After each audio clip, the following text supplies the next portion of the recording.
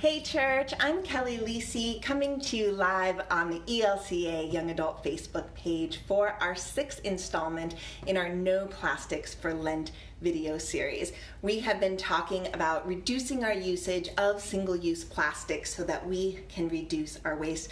Today I'm coming to you live from my kitchen because that is the topic of today's video.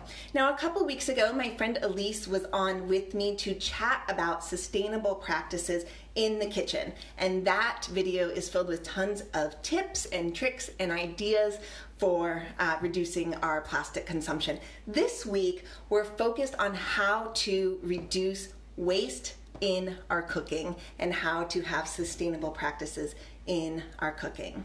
So this video was originally going to be a little bit different, yet again, as the world around us continues to shift, our interaction with it must also shift and change. And so for many of us, this has meant really big changes in terms of how we grocery shop, how we get food, and even the food that we can currently access. Originally, this video was going to talk about going to the farmer's market, about buying spices in bulk, about bringing our own glass containers to the grocery store for bulk items, etc. But not now. Those things are not possible now. So now when we talk about sustainability in our cooking, we shift to understanding and applying sustainable practices based on what is best for the creation that surrounds us, for our neighbors and our communities, and for the people in our own homes.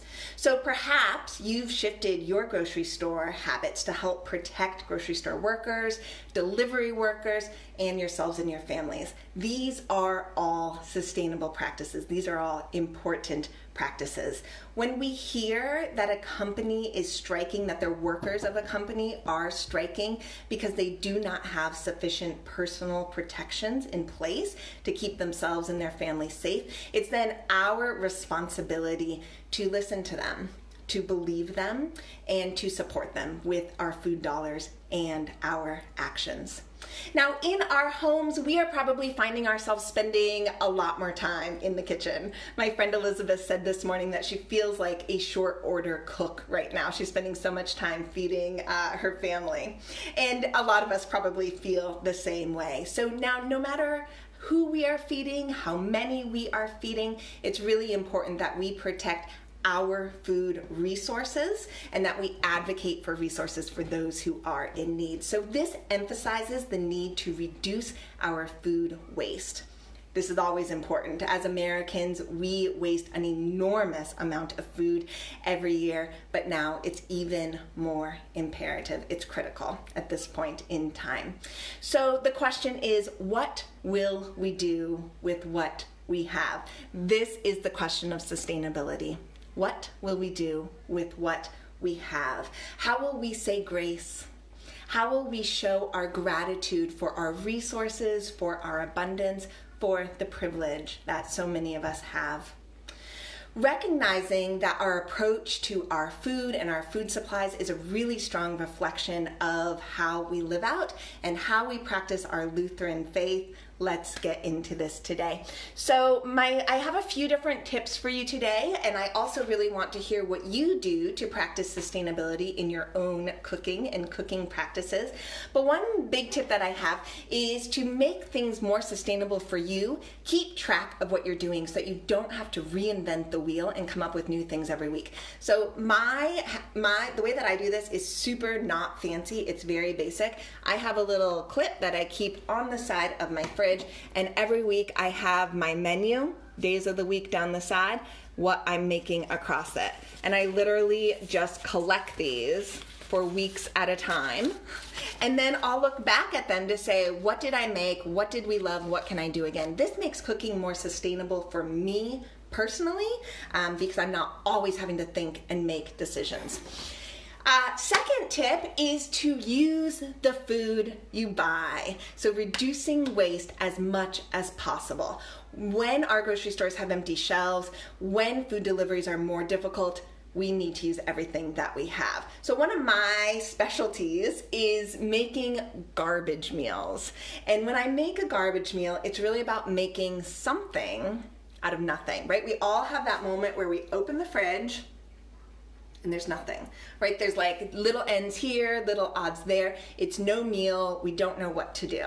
So that is where it becomes a garbage meal. There are a few things that I love to make for garbage meals. I love to make soups. When you have a flavorful base, that can even just be sauteed onions, you know, throwing in whatever meat's left over, whatever you got, some sort of liquid, you simmer it together, add some sort of grain, you have a soup, you have an amazing meal on the table.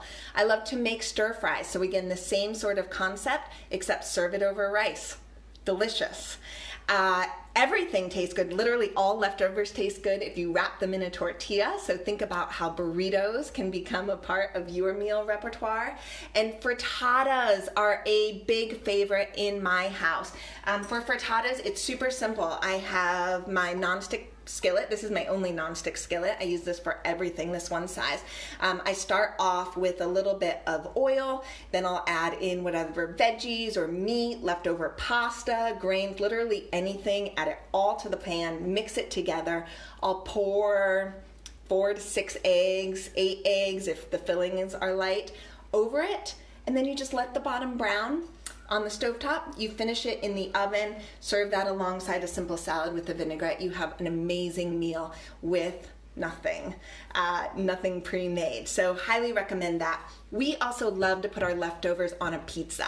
So anytime we have stuff that's left over, I'll make a very quick pizza crust that doesn't have to rise, because I don't know about you, but if it rises, I'm not doing it. Like, I need to be able to just do it and then use it. And so my go-to pizza crust recipe and baguette recipe both hit those boxes, and so I can make meals instantly out of those things. Whatever I cannot use in my cooking, I will throw in a freezer bag that I keep in my freezer and then use it for stocks. So like, let's say I'm slicing up celery for a salad and I cut off those curly ends that like have the leaves or even the bottom bulb, the root. Instead of throwing those pieces away, I put them in a Ziploc bag in my freezer. Then the next time I want to make a stock for a soup, I pull that freezer bag out, dump it in, cover with water. Ta-da, you've got stock out of what was your food trash. So I highly recommend saving those things.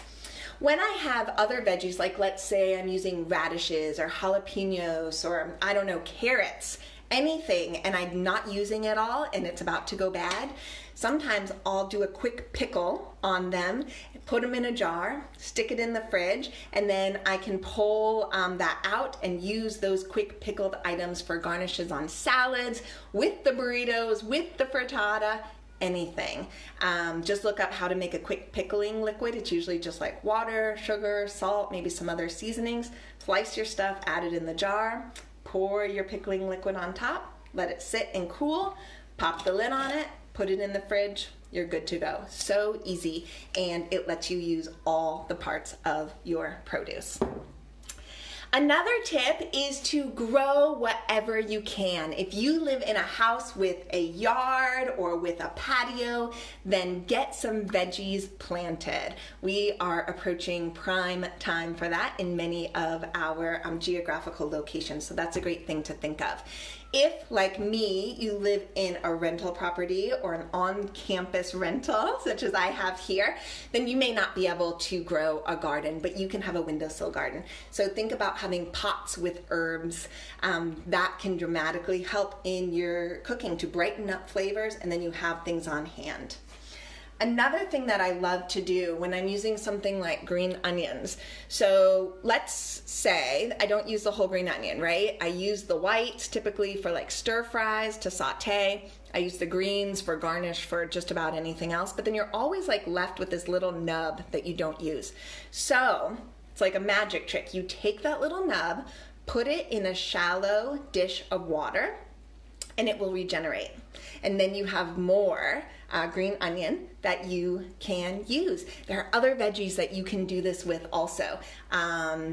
You can regenerate carrot greens. There are a lot of different veggies that you can do it with. So that is a great tip.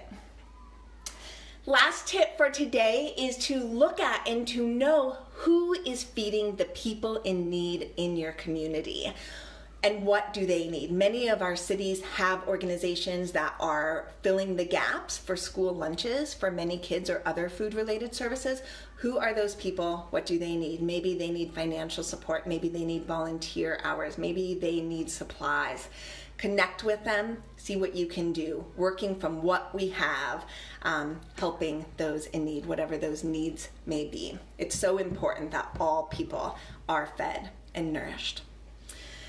To quote Alice Waters, she says, "What we eat and how we eat are inextricably linked to our happiness." So as we think about cooking for ourselves and our families, providing in this new time of our lives, let's think about how we can make the best out of what we have, even as everything feels certain. The kitchen can be a place that is grounding, that is restorative, and that is nourishing. And those are all things that lead to stronger individuals, stronger communities, and stronger earth. And those are sustainable practices. I would love to hear any other tips that you have for practicing sustainability in your cooking. Please feel free to add them to the comments below. And we have just 1 week left of this video series, so I hope you will join me back here next week for our final video. Thank you for joining me today.